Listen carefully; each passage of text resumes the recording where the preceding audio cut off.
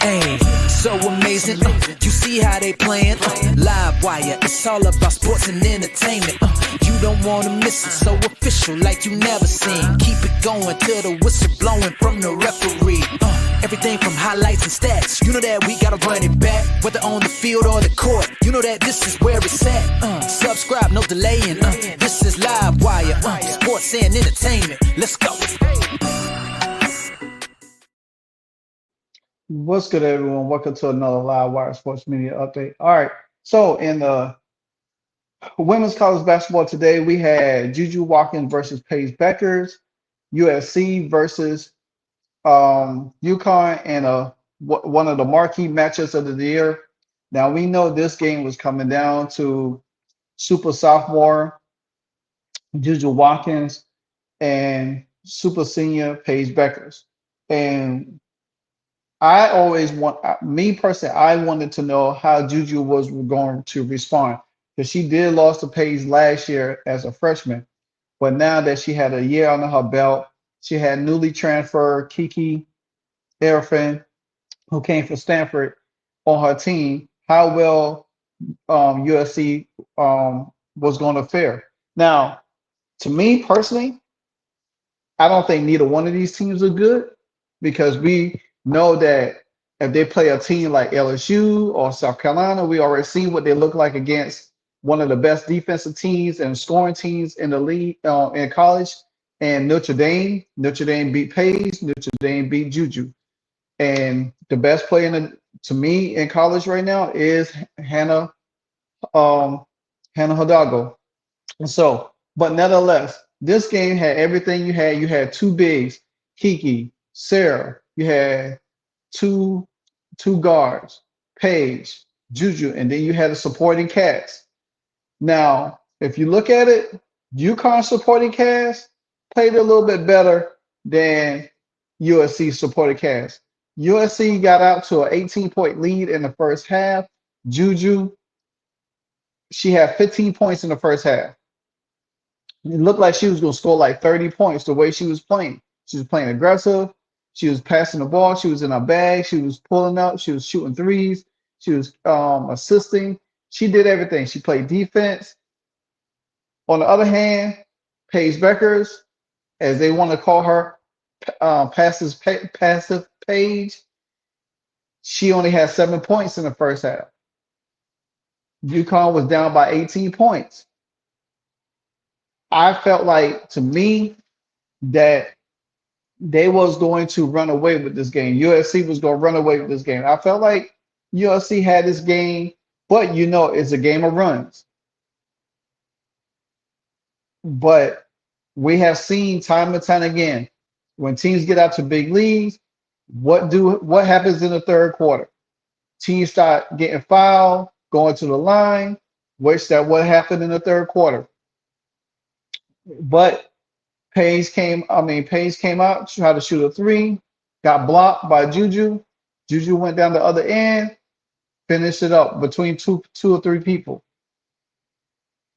Then all of a sudden, the whistle started coming against the USC Trojans. Paige and everybody started going to the line, started hitting free throws, start clawing their way back into the game. At one point, USC in the fourth quarter took the lead for about couple of seconds, and then they lost the lead, and then so forth and so on. But at the end of the day, Juju didn't have the same energy she had in the first half at all. She didn't have, but she had a 3-point play that late in the fourth quarter that kind of like gave them some breathing room. That gave them the lead back on that play. Now, I ain't gonna lie, Sarah Strong played a hell of a game, man. To me, she is the best player on UConn, and she's a freshman. Sarah Strong is a freshman. Now, if UConn could build around her, get her some shooters, a real point guard, but Gino's system is not gonna allow that. He's not gonna allow one player to be the superstar, and you've seen that. If Paige was somewhere else, like how Caitlin was when she went to Iowa, Paige would probably play a whole lot different. One thing I have to say this about Paige. You can't shoot a three and then turn around and stare down Juju Watkins in the face when she was taking you all game long. A three, and then you turn around and stare at her. Like, come on. Hey, you ain't built like that. You know what I'm saying? You ain't built like that. You got a nice form, nice shot. I said this on X tonight. Paige's game reminds me of Rip Hamilton, kind of like a Reggie Miller a little bit. But Rip Hamilton a little bit because Rip Hamilton did shoot threes like Reggie, but he did that screen game like Reggie Miller. Paige does that a lot, and she finds her mid-range in those soft spots. But she's not aggressive. And then I don't know if she's worried about getting injured or not. But if she's worried about that, she ain't ready for the W because them women gonna be knocking her on her behind all over the place. She's gonna get knocked around. Just like we said, hey, Caitlin need to get in the weight room. Caitlin got in the weight room in the second half of the season, took a little bit more blows. Now Caitlin, like you said, if you have seen some of her videos, her arms are pretty stocky. But I think Paige gonna have to gain weight. Paige gonna have to put some weight. Juju got weight on her. Juju can handle it a little bit more. And see, Paige 6'1". I think Caitlin's 6'1". Juju's like 6'1" or 6'2", something like. Juju's a little tall, but Paige is a little bit. Paige is a little bit frail, a little bit. She's small. She doesn't really, she don't like to take contact a lot. And that's why she doesn't really, when you look at her stat line, you notice she doesn't get in foul trouble a lot. She doesn't because she doesn't put herself at risk to get fouled. So me personally, I think that's going to have to change because teams going to go at her in the W next year. I look at her game. I don't think she's ready I think she's ready, but I think she's just, she's so passive. And them women, especially if you playing somebody like Marina Mabry, that's gonna get all up in your grill. You playing somebody like a Dejanay Carrington, that's gonna get all up in your grill. You playing somebody like DeWanna Bonner, and you trying to get the ball, and she's gonna knock you off the floor. I'm telling you, Caitlin got it in her freshman year. Her rookie year.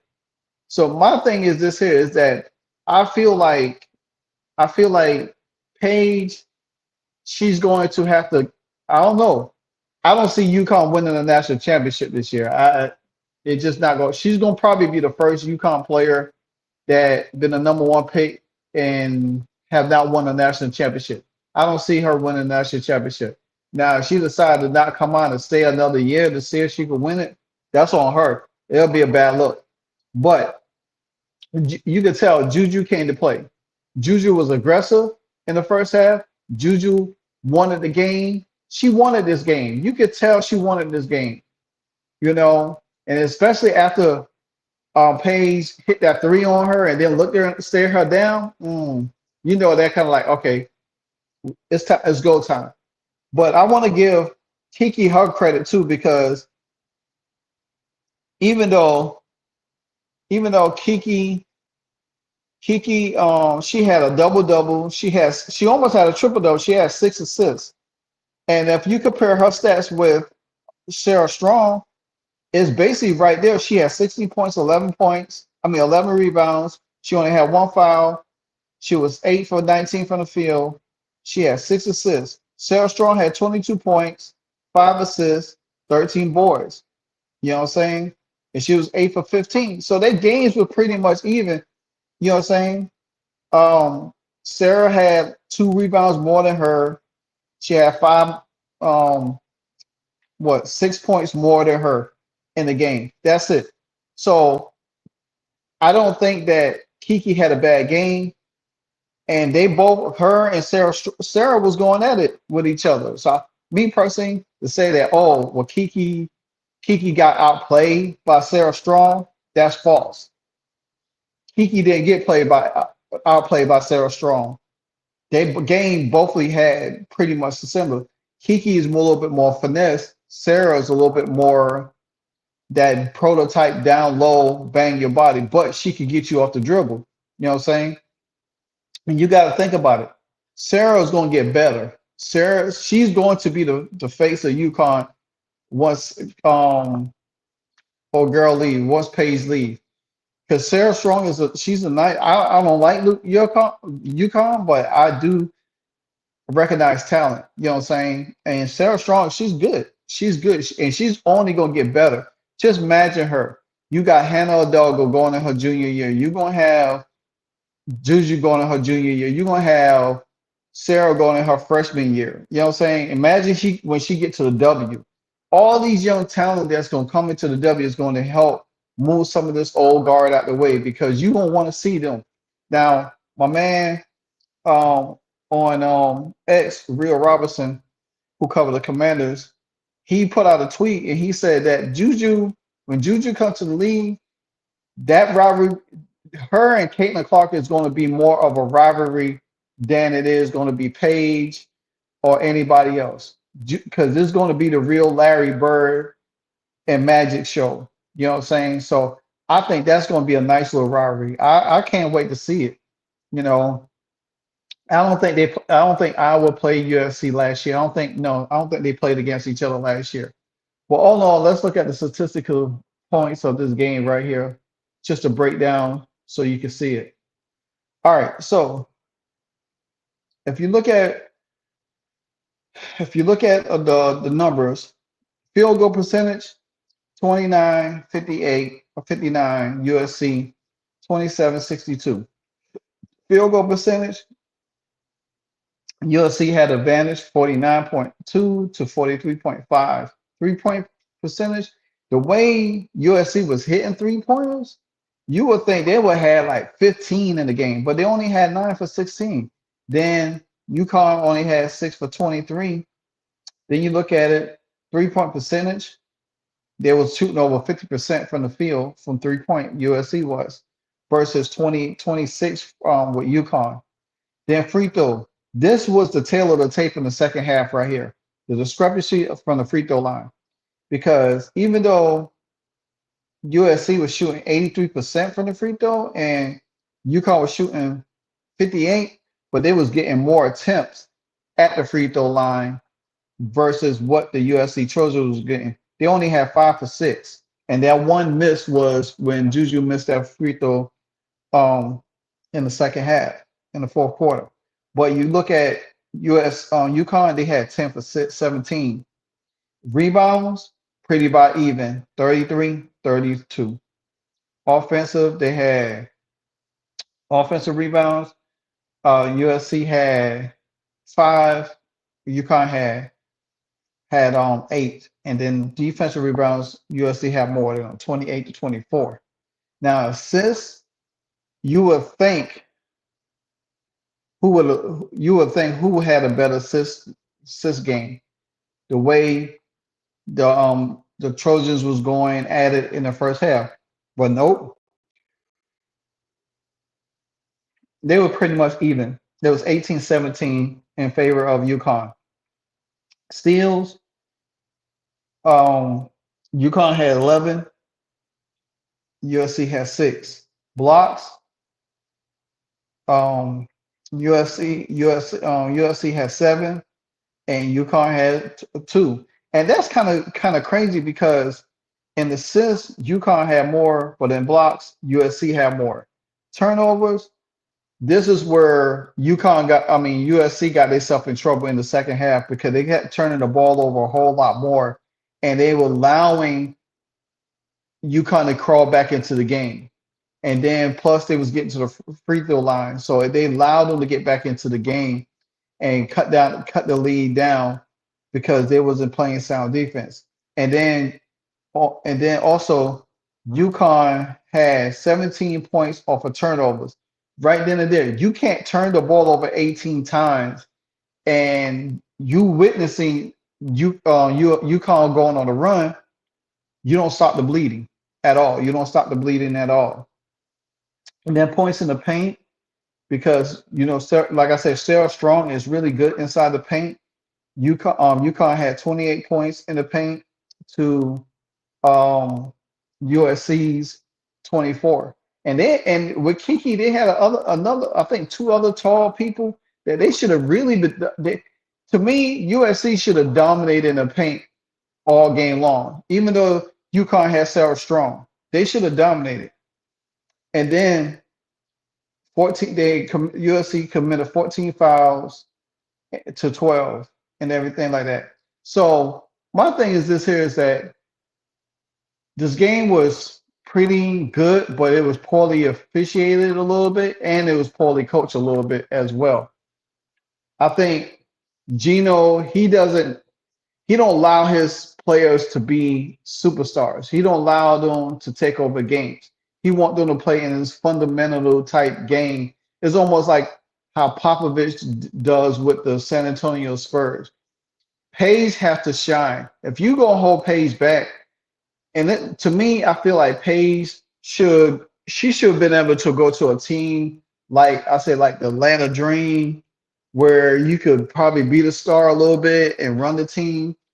But she's not gonna be able to run the team over there in Dallas unless they finally trade Enrique Umuwale, in a couple of years, because you look at it. Paige is going to be just like she is in college. She's going to pass the ball. She's going to get her shots here and there. But if you were to tell me she's going to be rookie of the year next year, I don't see it. I think Kiki, I think Olivia Miles,